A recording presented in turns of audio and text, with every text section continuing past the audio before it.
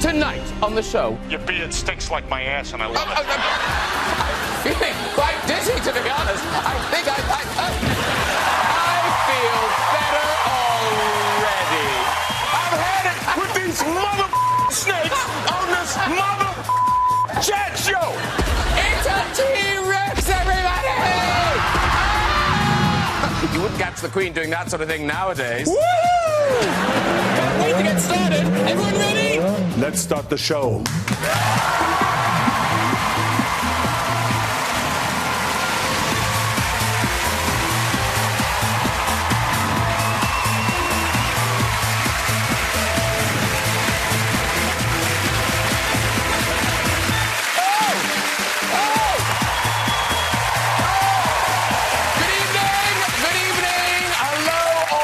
Welcome. That was just a look back at some of my favourite cold opens from the series. And what a series it's been. So many great moments, starting with this. You're very welcome, all of you. And it's like George Clooney, I feel like the party can start. The party can start, George Clooney's here. Yeah. And thank you for using my whole name. Because I usually, you know, I like George Clooney.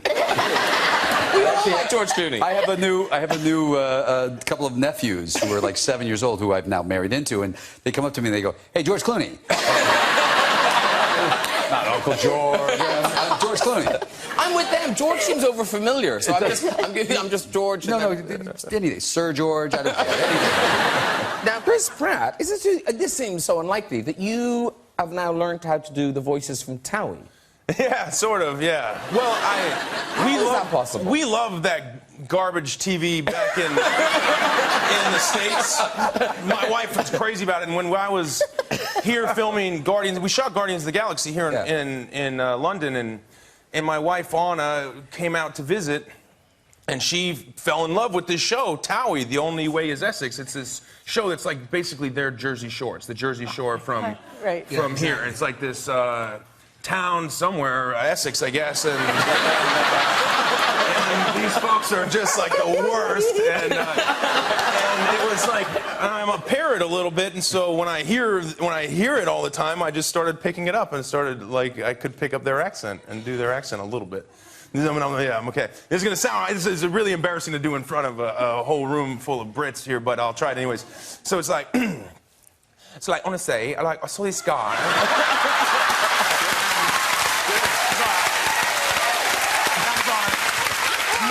Honestly, did Michael cheat on me when he was in a beefer, and I was like, because he was telling me, he's like, you know, like, I miss you or whatever, and I'm like, you like, miss me? What am I, your mother?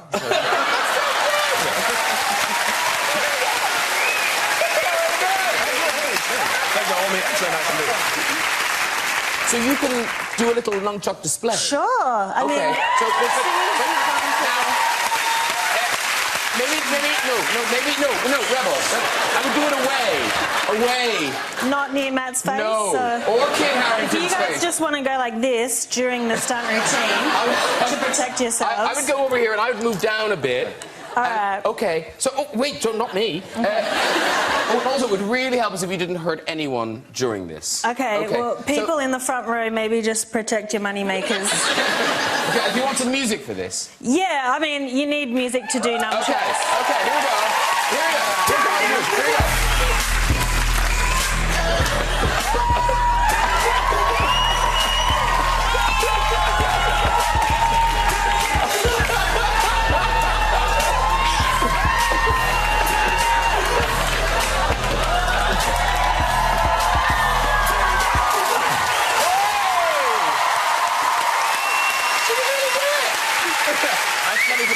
Let me put them away.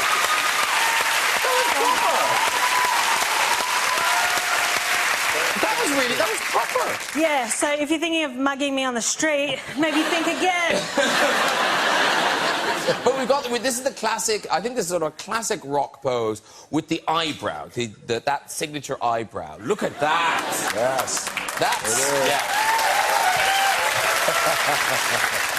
And this is the pre-match. Is this the pre-match? Yeah, that's like it's the pre-match, it's the preamble, it's a talking trash. That is I had a catchphrase that went with. Is that the it doesn't matter? That's it, it doesn't matter. How did it doesn't matter, because it doesn't sound like a catchphrase. How did it work as a catchphrase?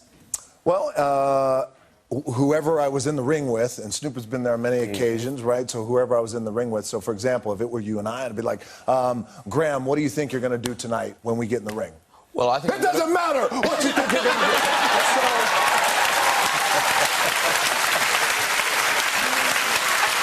So that's how it kind of works. That's how it kind of works. And then it's the shouting and the bravado. But then if you smell what the Rock is cooking, how did that work then in a sentence? Oh, well, that works in a sentence, a statement, a question. It works anywhere. It works right when you wake up, right before you go to bed. It just, you could just say it. If you smell what the Rock is cooking. Yeah, but you got to say it probably with a little bit like, you know, a little Do you bit shout that one as well? It's hard. I generally have a microphone when I'm doing it. Well, hello. Oh, go for it.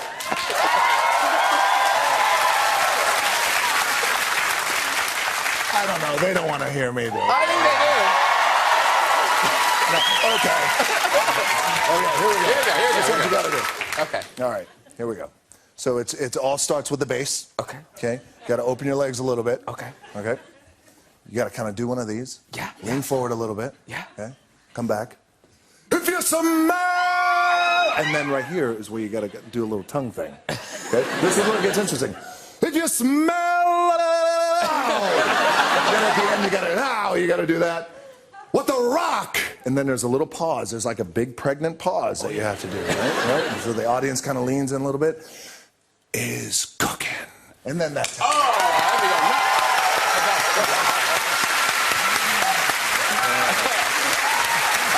have been waiting years to come to the Graham Norton show to do that. But Kylie Minogue, you can't go on a blind date. Unless it's in some very strange country. But that's the thing about a blind date. You don't know who you're going to meet. So But they'll know who they're Well, meeting. yes. Yeah, but you know when you see them, it's not blind once you make eye contact. You don't spend the whole night just...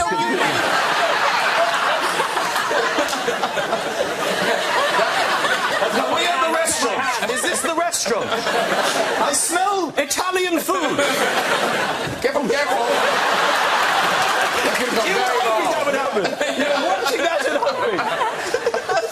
But when people walk in and they go, it's Kylie Minogue. Yes, I guess as soon as you greet each other, yeah. But you cannot go on a blind date anymore because now you can look everybody up. Everyone has a web presence, and you can see if you know you're going to meet someone. You either met them on the net, or you can look at their Facebook thing, have you page. seen that thing, just can't Tinder? say their name. That thing where just people pop... What's it called? It's Grindr. Tinder. Where is it Tinder? Tinder, is it Tinder? Yeah, Tinder. What's Grindr? Worse. Worse. Much worse. Their faces don't pop up.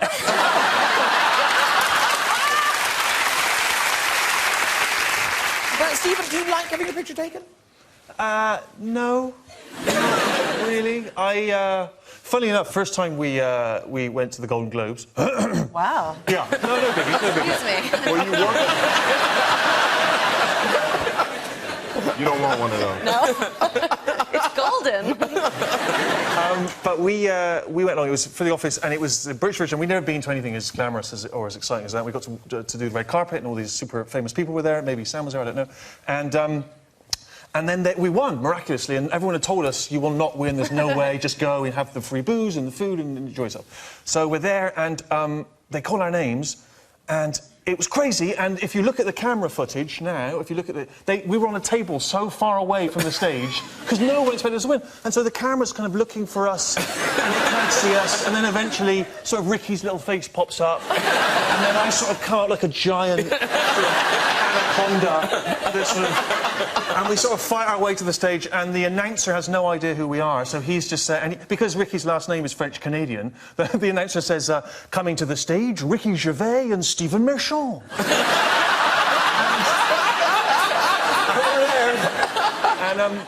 anyway, so they take our picture, have all these photos taken, and then everyone says, you're going to be in the paper Monday, in the British paper. And I was very excited. It was the first time I'd ever been in the paper before, and I was super psyched, as we say in America. And so we had a photo, and oh, you've got it? Well, we've got the picture. Well, see if you can spot the reason why I was a little bit disappointed by my first appearance in a national paper. OK, this is it.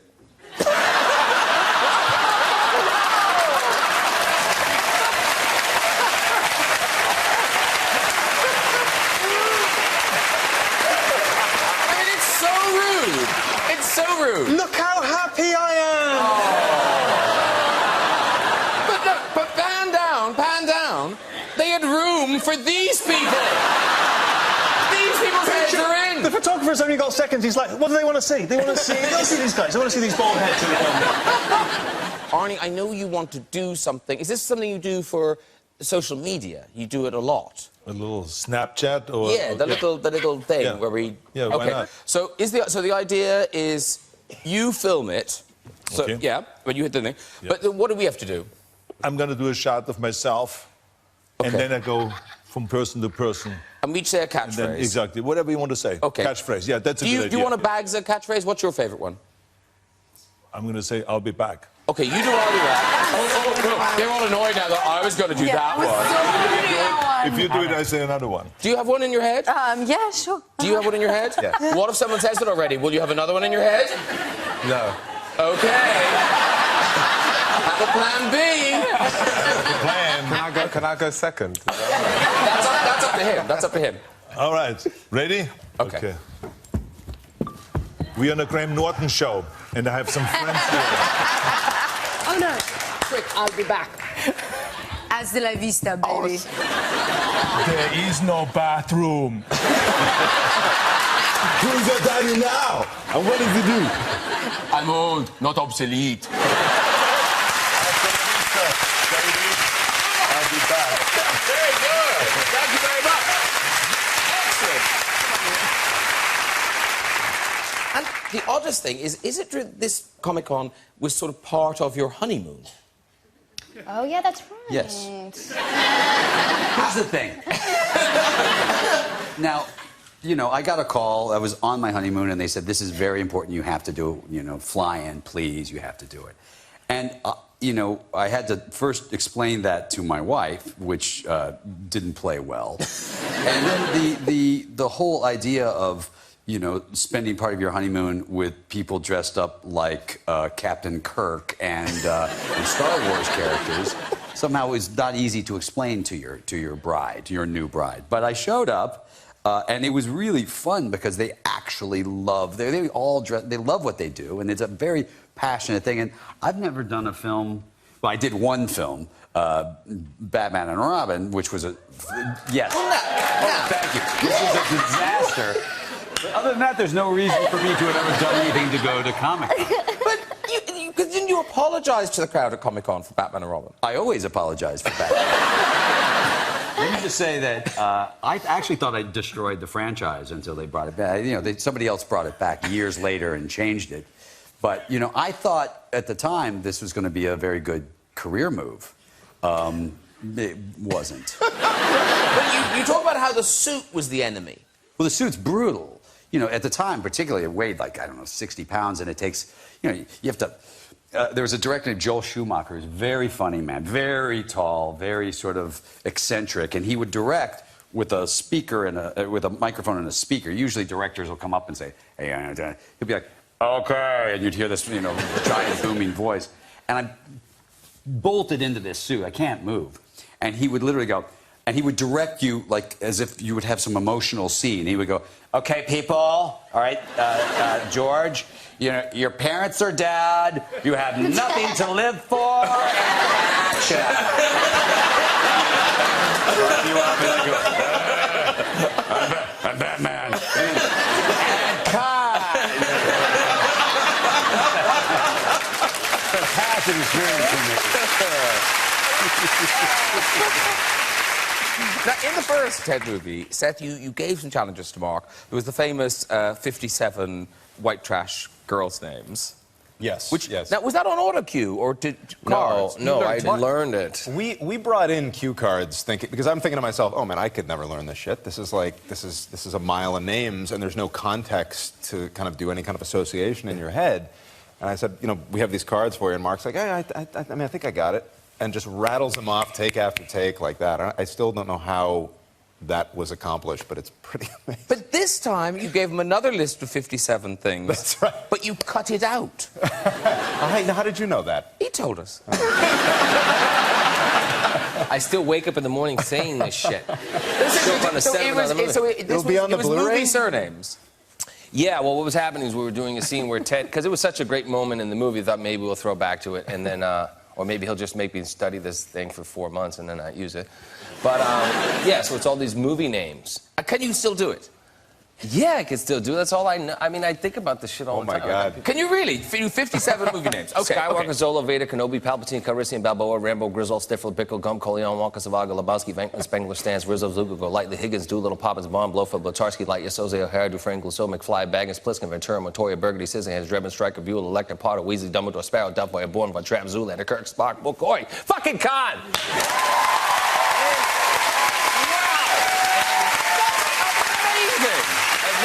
It's like that old bar trick.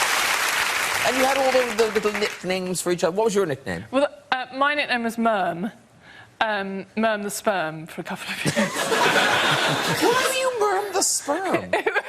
I was incredibly thin and incredibly lanky, and it was an all-girls boarding school, and they said, "Hey, you look like a sperm." We knew nothing.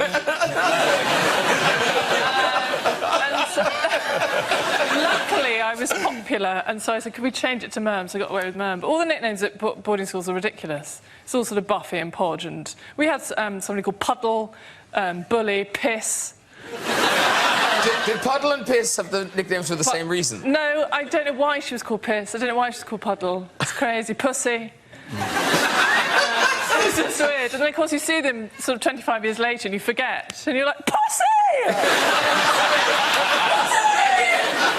It's fun! Pussy!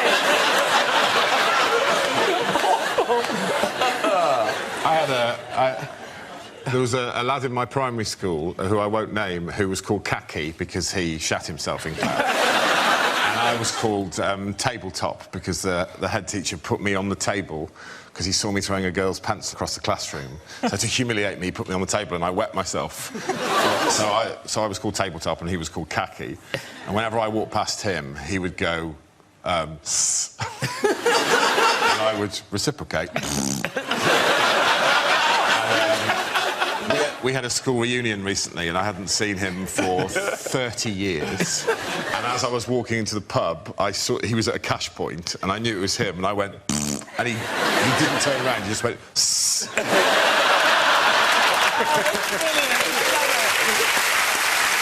Okay, so hands up if you've got a fear. We ask people.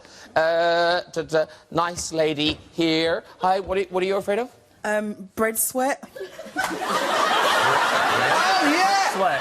Bread sweat. What sweat? Bread sweat. Hang on, I'm finding out for you. Thank you. What's bread sweat? All right, I'll set the scene. Times are marching. Okay. When you've made toast and you put it on the side and you lift it up and it's all wet and the crumbs and just... Oh. You're afraid of that? Yeah, I can't touch it.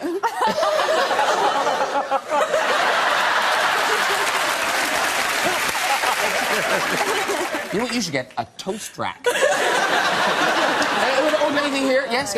I have a fear of loose change. Let's hope you're never homeless. Is it really awkward? I don't know, not really. It's the sound of change in people's pockets or anything like that. So if I'm given change in my hand before a receipt, I tend to just throw it up in the air.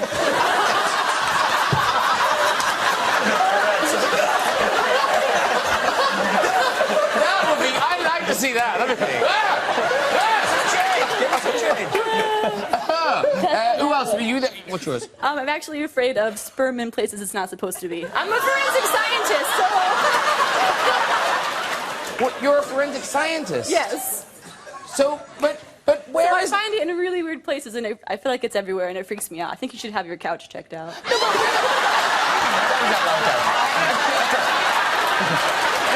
good. Well, actually, I tell you what.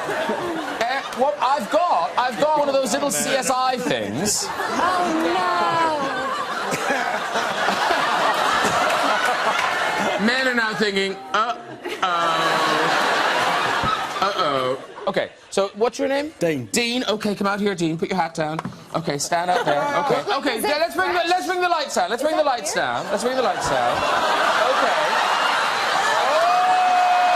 She's great, ladies and gentlemen. She's great.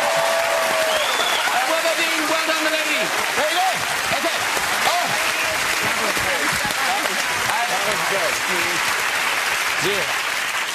it was written in the stars. Like, what else could you do? Like, how old are you in this picture? Look at those shoulders. Like, that's ridiculous. It's like somebody. 15. It's like how long? 15. 15. 15. Wow. 15, with So that- you were in school looking like that?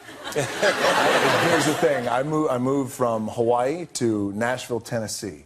And I went to high school. Yeah, there's Nashville. Wow.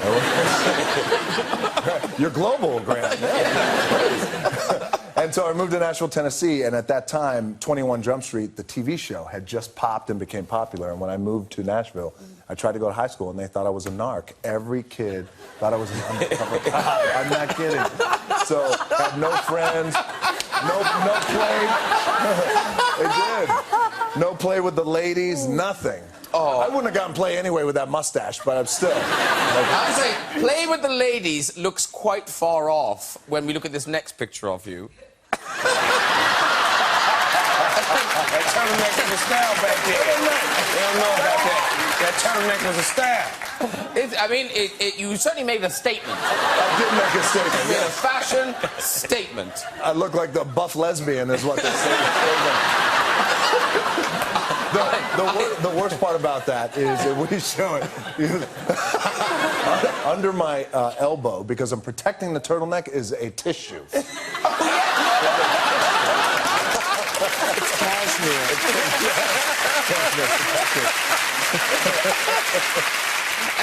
Now, Matt LeBlanc, you've sung in quite a few shows. Oh, yeah. Yes, you have. Well, no, because Joey really early on was in a musical, wasn't he? Oh, yeah. It was in I think it was like right in the very beginning of the first season, like episode 4 or something. It was called Freud. Was Joey Freud? Yeah. Do you remember any of the songs? Unfortunately, I do.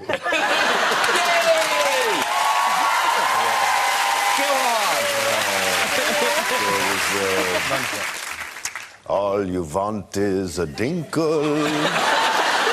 What you envy's a schwein. A things through which you can tinkle and play with and simply let hang. But then, someone in our office is a real kind of friends. He knows all the episodes, and he was going, ask him about the song in the casino. Apparently, you were in Vegas, and there's a song in a casino with a croupier.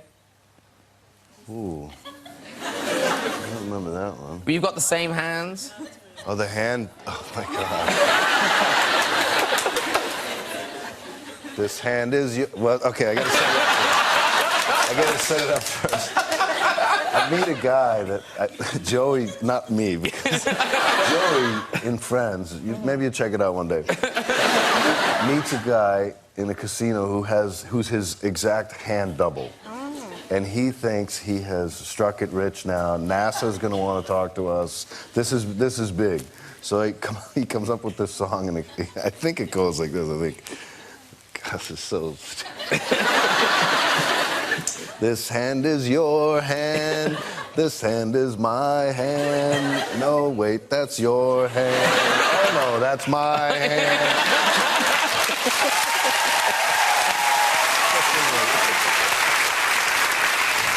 Are the random dates all taken from your From my real life? Yeah. No, I wish. I haven't gotten laid in a while.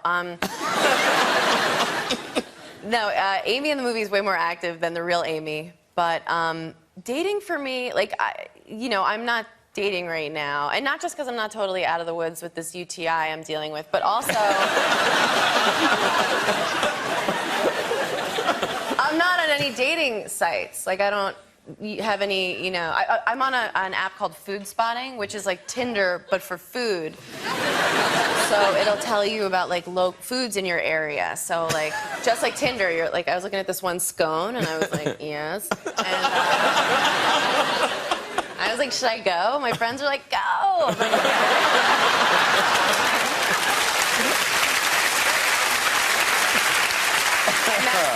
I met a scone. Do you do dating apps? Do you do dating sites? No, I'm too terrified of it's of the thing. Of yeah, the app, right. and of just And I've just been this rejected. really low-tech dating site called Life. Oh! You ever try that When one? people would connect with you each go on other the in street, person? you know, you're walking down the street, the guy goes, hey. And you go, what the fuck do you want? That's the new shit. I mean, people are so used to, like, texting and meeting online that if a guy goes, wow, hey, you go, what's wrong with you? No, you are wrong. In my 20s, I would Like do the that. worst shit in the world. Because in your 20s, I feel like, you know, if I walk past a construction site and, you know, guys are like, woo, I was like, how dare you, like my secret parts. But then... And these are men with jobs now. I know. Guys with jobs. Well, in my 30s, I'm walking by and I'm just like, what about this? Yeah. They're like, we're eating. I'm like,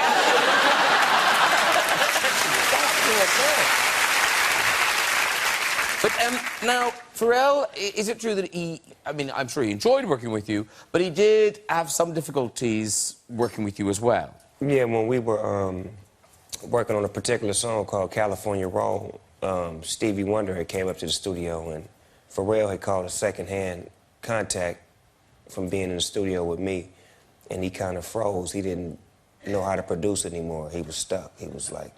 You might have to explain what the... Yes. So Pharrell was in an environment created by Snoop. And Pharrell was no longer the same Pharrell. Is that what you're saying? Yes. He was now someone else. He was not the greatest producer in the world. He wasn't the greatest producer in the world. He was just a guy in the room. So was Stevie Wonder trying to talk to him? Stevie Wonder was in the mic booth, and you know Stevie can't see, so Stevie was waiting on some direction, and Pharrell wasn't giving him no direction, so Stevie was just in there just... I'm like, well, Stevie, Pharrell said, can you sing this part? And then Pharrell said, can you play the harmonica? So I had to basically take over, because Pharrell was stuck off of Space Cookies. He was in another place. And was Pharrell happy with his work on that track? He was happy a couple of days after. Because famously you have this ongoing thing with Brad Pitt. So I've done some terrible things to Brad. Wait, Brad's done some terrible things to me too. So how did it start? I don't remember how. We were doing Ocean's 11, I think it was the first one. And I don't remember what it was. I think initially, one of my favorite things is to get those things that go around your license plate or a bumper sticker, because you never go to the back of your car and look, and put it on people's cars, because it's funny and they can ride around, you know, with some horrible, you know, embarrassing bumper sticker. And I found a bumper sticker in the shape of a pot plant that said, fuck cops. I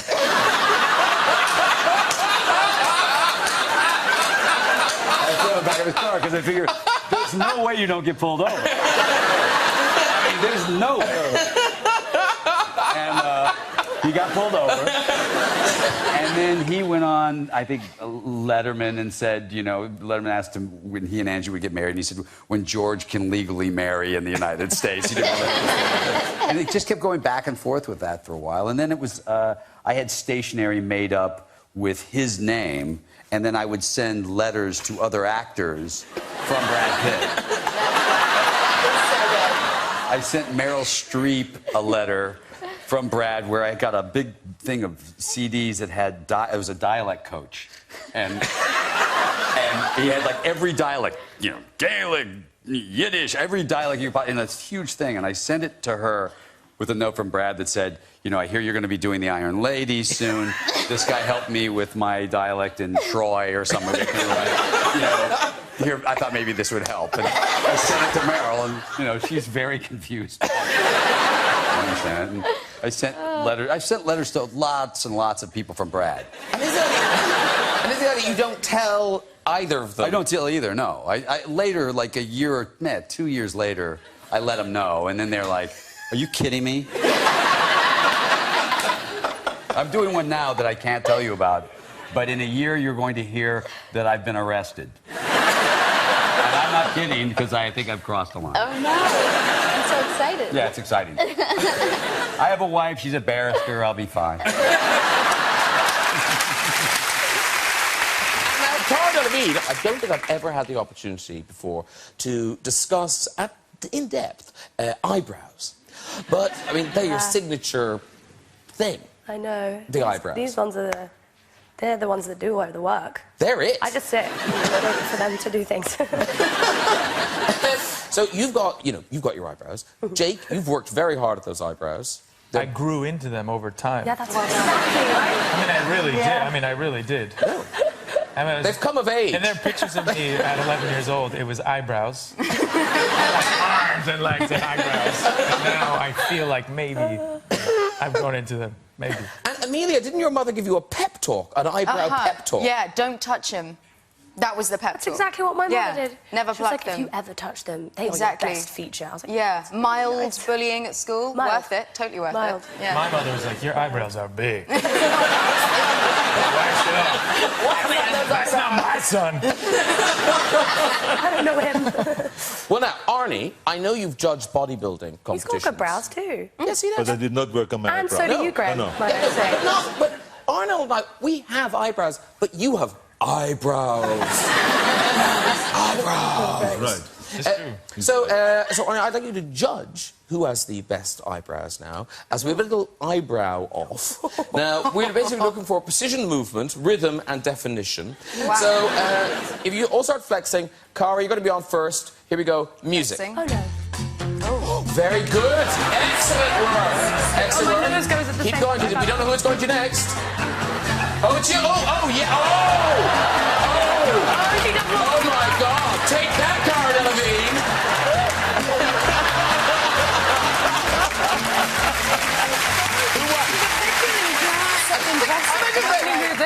I love that you're actually talking about it.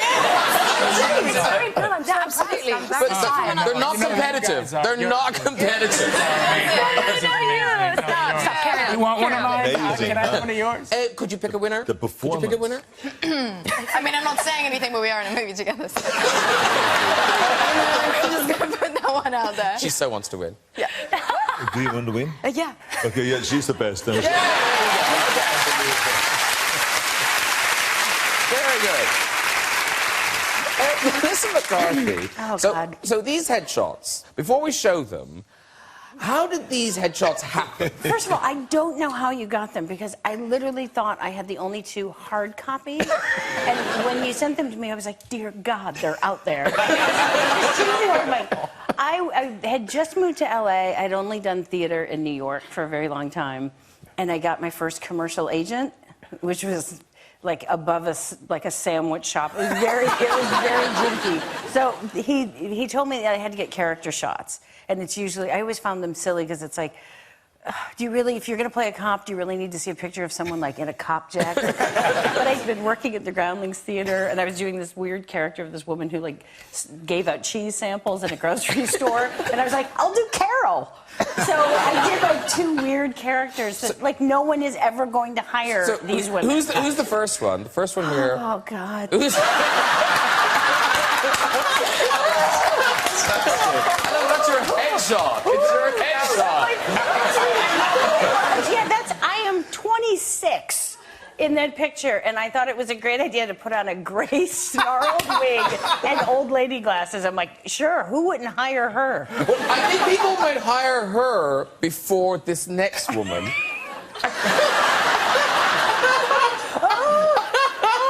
I'm in like a full sweat. Oh my God. That is from Western Barbie. I took her hat and I took her. That's a hat. That's a hat. It's a cowboy hat from Barbie. I thought it was like a bit of ravioli in your head. It's like, I didn't know what it was. It's a tiny cowboy hat on elastic.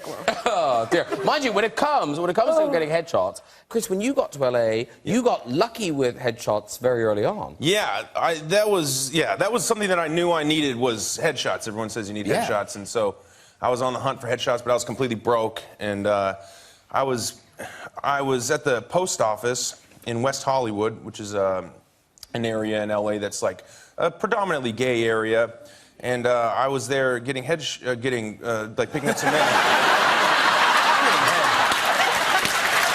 What a great story. What a great story. That's a great story. Yeah, thank you. End of show.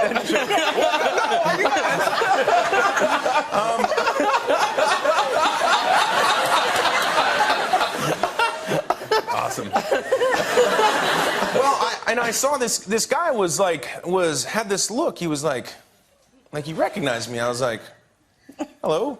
And he was like, you look familiar. Have I shot you? And I was like, I've never been shot. I don't believe you've shot me. And he was like, no, do you model? I'm a photographer. Do you model? And I was like, no, but I need, have you ever heard of headshots? I need something called headshots. I was 20 years old. And the guy's like, I do headshots. I live like 2 blocks from here. Oh, no. Come to my apartment. I'll give you headshots. I was like, well, what does it cost? He's like, just come, it's fine. I'll cover you. I was like, oh, sweet. Okay, let's go. And so I go to this guy's apartment. He lived on the top floor, really nice apartment, amazing furnishings. He was like, listen, you're a little grimy, you probably need a shower. I was like, that's a really good idea. Yes, I did. Yes, I did. I showered.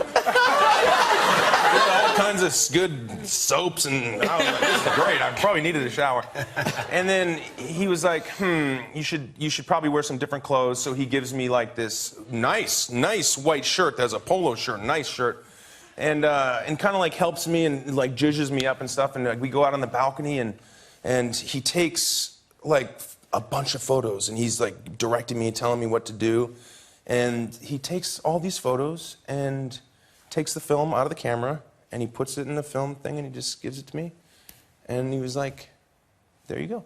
And I just walked out, and I was like... Yeah, I'd stick to that story as well. Look at the picture. Look at the picture. Yeah, it's really embarrassing. No, it's beautiful. Look at it. Oh, my God. That silenced the audience. The audience, oh, my God, look at him. Look at my hair. That was a guy who clearly couldn't afford a haircut, let alone a headshot. Did you ever see him again? I don't know that I ever saw him again. If you're watching, thank you for my headshots. They were awesome. And He's probably making money of those pictures he took of you in the shower that you didn't know about. You paid him for those. Okay, so imagine you've got an evening at the Drunken Clam. It's Syndioke. Let's call it Syndioke. It's a thing. So who would you pick? Who would you pick to, for instance, Time After Time? Who would sing Time After Time? Damn you. Bark like a seal, you bastard! I guess maybe Stewie would sing Time After Time. Okay. Bernie, I've got to give you a special singing microphone. What is he singing? Time after time? Time after time. Doug's just lying in my... I do wish I had the bouncing ball. That's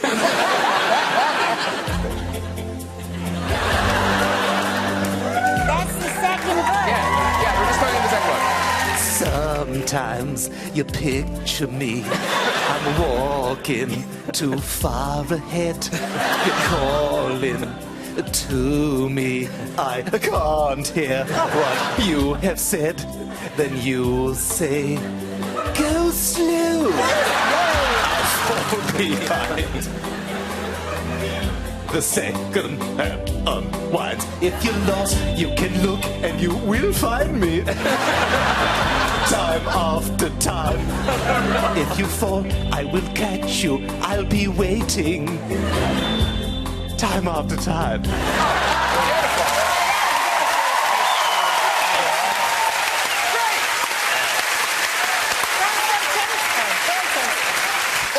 But actually, just before we move on, can I just say, can any of you explain this tweet that was sent to the show?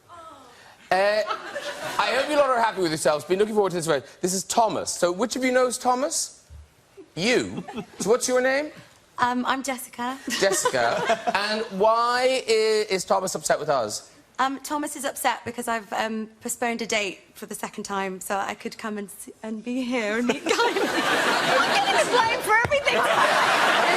Is he your boyfriend? No, we have not been on a date yet. Because So you put him up. What did you put him off for the first time? My sister, and this time Kylie. Okay, you know that book, Not That Into You? Are you into him? You don't know? Well, clearly not that into him. She's fobbed him off twice. Can I suggest you take him out tomorrow night when this is on?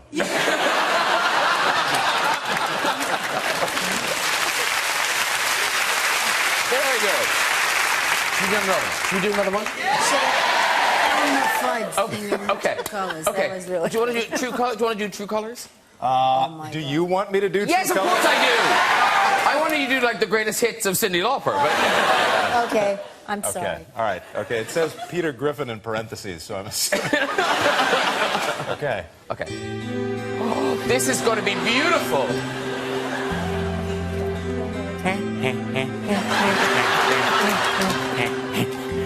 You with the shit. Don't be discouraged. Oh, I realize it's hard to take courage in a world full of people. You can lose sight of it all, and the darkness inside you can make you feel so small. But I see your true colors shining through. I see your true colors, buddy. That's why I love you. So don't be a dick. Let them show your true colors. Your true colors are beautiful, like a rainbow.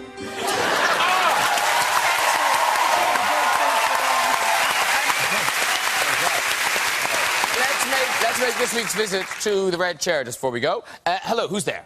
Hello, sir. Hello. What's your name? Thomas. Okay, and where are you from? I'm from Durham. Durham. All right, but do you live here now? Yes. Okay, very good. Off you go with your story, Thomas. So I asked a girl out a couple of weeks ago, and she said yes, which was great because she's quite hot and like I really enjoyed going out with her. But she cancelled on me once, and then we rescheduled for tonight. And she cancelled on me again, so she could come here and watch Kylie Minogue. So, as I had no plans tonight, I thought I'd come down and see if she wanted to rearrange for next week. Well, can I just say, Thomas, you're very keen, because she has given you no indication that she is. Oh, dear. Well, I guess he didn't... Look, the good thing is he didn't make other plans. That's good. Yeah. OK, so this is your decision now. This is you sending a message to him. So, Jessica, are we going to flip Thomas, or are we going to let Thomas walk? This is... Oh, OK. Please get Kylie to... Kylie, please, will you lever him off the red chair? Oh, no!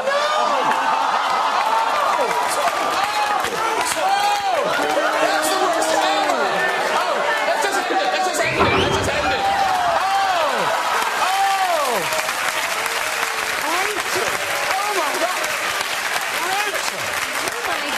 Well, literally dumped. They never even went on a date and he got dumped. Oh, he's going to be having nightmares the rest of his life. With reeling in shock. Can you lever him off? Oh, Jessica, what are you thinking? Right, that's all we've got time for. It doesn't matter if that's all we have time for.